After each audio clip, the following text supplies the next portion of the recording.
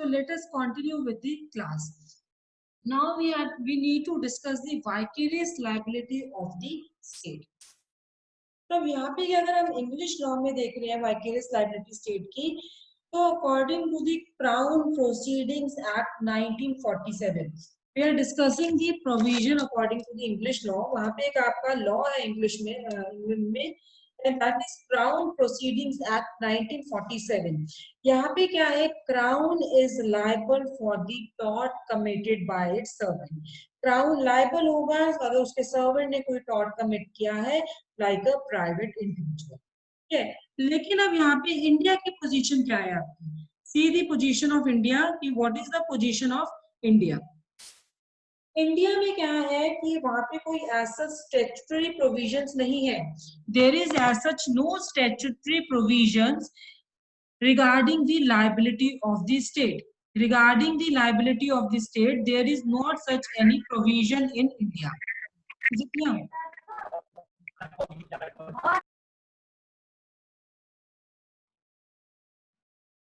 So Article 300 Indian constitution का जो article 300 है, वहां पे स्टेट की लाइबिलिटी के बारे में कुछ बात की गई है. तो आर्टिकल 300 देखते क्या कह रहा है इंडियन कॉन्स्टिट्यूशन का. आर्टिकल 300 प्रोवाइड कर रहा है कि जो यूनियन ऑफ इंडिया और स्टेट्स हैं, यूनियन ऑफ इंडिया है और जो स्टेट्स हैं वो ज्यूरिस्टिक पर्सन है. किस पर्पस के लिए? सूट के पर्पस और प्रोसीडिंग के लिए.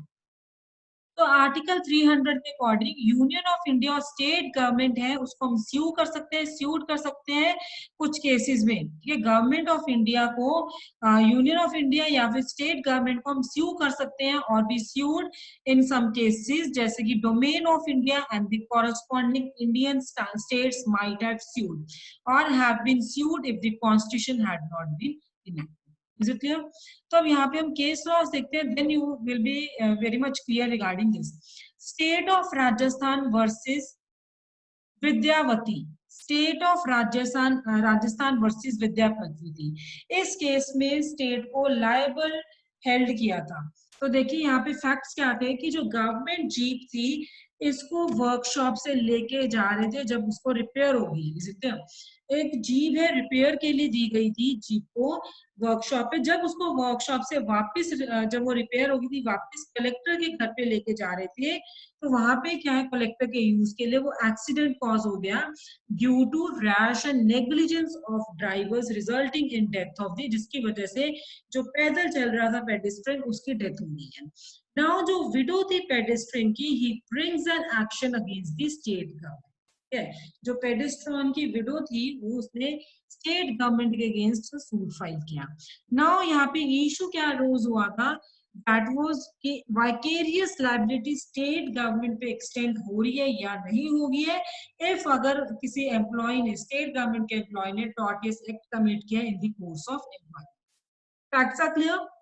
नाउ यहाँ पे क्या था कि यहाँ पे क्या डिसीजन आया था कि जीप कार है that was not maintained in the exercise of sovereign powers of the state.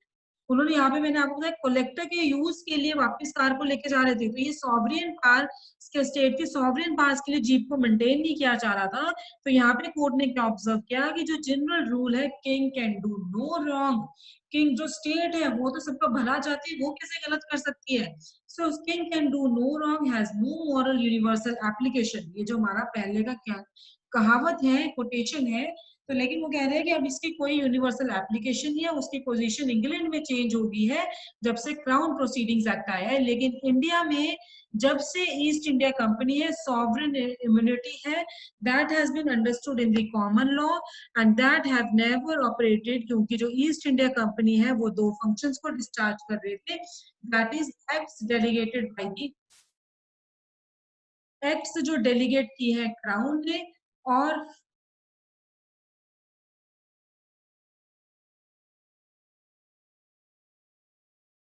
Crown और commercial activities independent of the crown. तो गिवन जो केस है हमारा जो गिवन केस है यहाँ पे कौन held, who will be held liable, whether it is the state will held liable और नॉट. अब जब उन्होंने कहा king can do no wrong, वो तो उसकी तो कोई इंपॉर्टेंस नहीं है. तो इन द प्रेजेंट केस यहाँ पे क्या है कि यहाँ पे state will be held liable. Is it clear?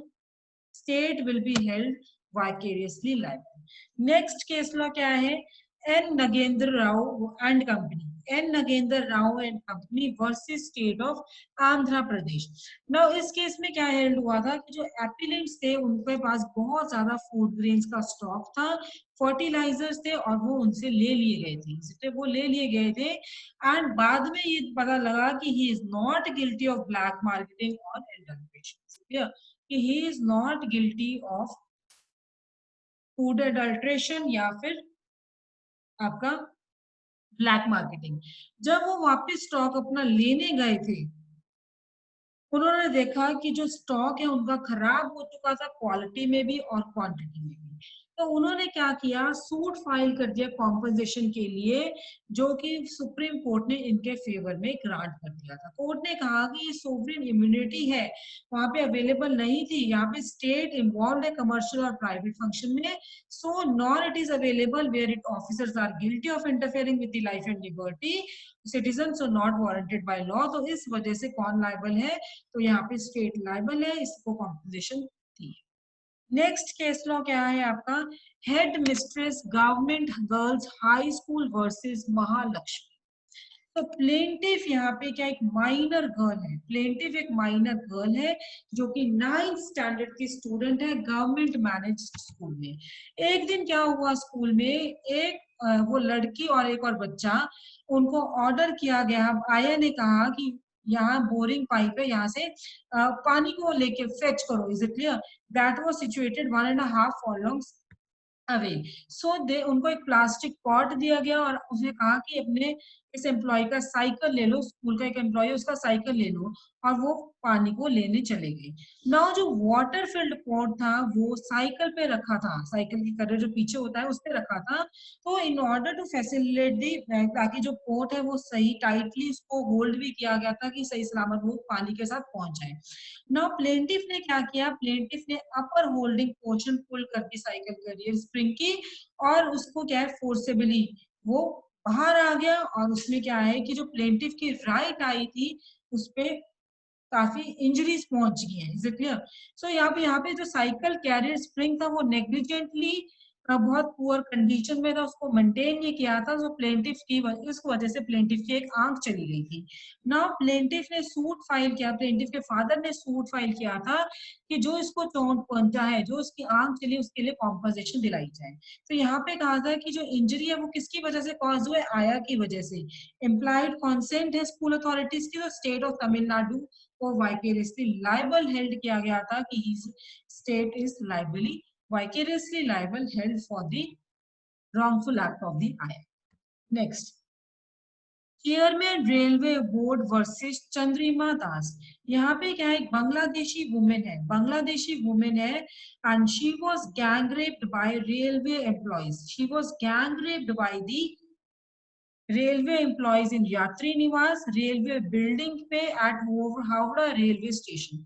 Supreme court ने कहा कि जो right to life article 21 of constitution में है, ये सिर्फ सिटीजन्स को ही अवेलेबल नहीं है, but also to every person जो सिटीजन नहीं है, टूरिस्ट के लिए इस कंट्री में आया गया है।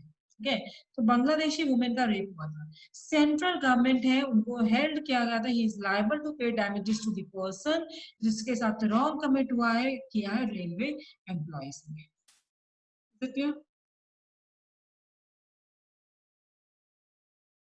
So this was the topic regarding the vicarious liability of the, is it clear?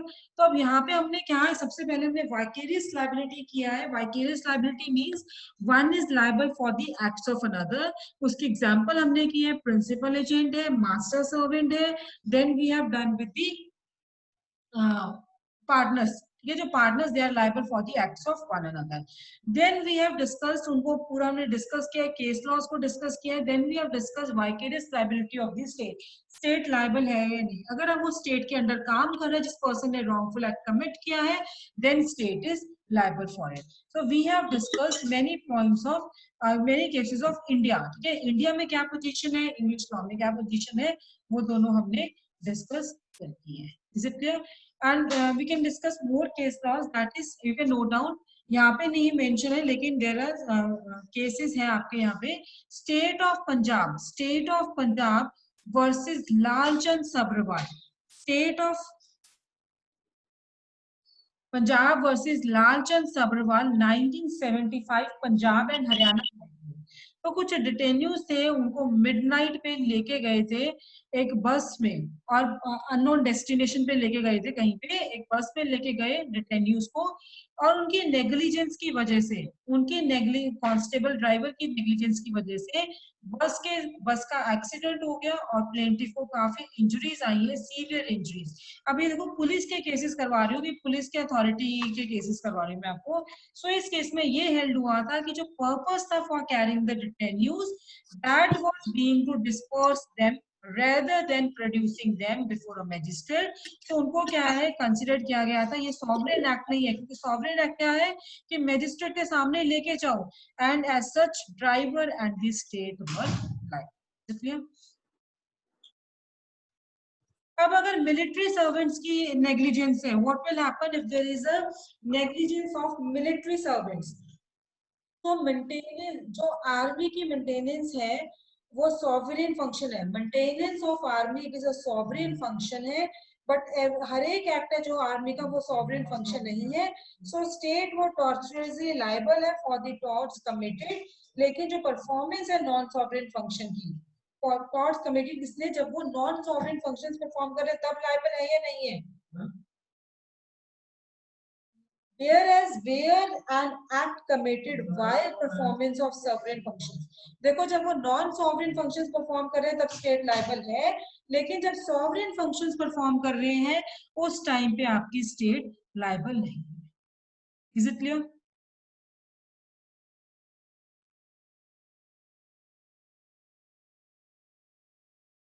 So this was the topic regarding the vicarious liability of the state. In the next class, we are going to discuss the another topic, that is defamation. तो ये defamation आपका क्या है? Defamation आपका IPC में भी दिया है, इंडियन पिनल कोड में भी दिया गया है, और defamation आपका टॉर्ट्स में भी डिस्कस किया गया है। So we will discuss the defamation in the next class. If you guys are having any doubt till now what I have teach, कल के और आज की क्लास में अगर आपको कोई भी डाउट है, you can ask me. Any doubt, guys? No, ma'am. Okay. Then we will meet at same time tomorrow. Thank you. बोलो। फटाफट का बैग भी पड़ा दे दो क्या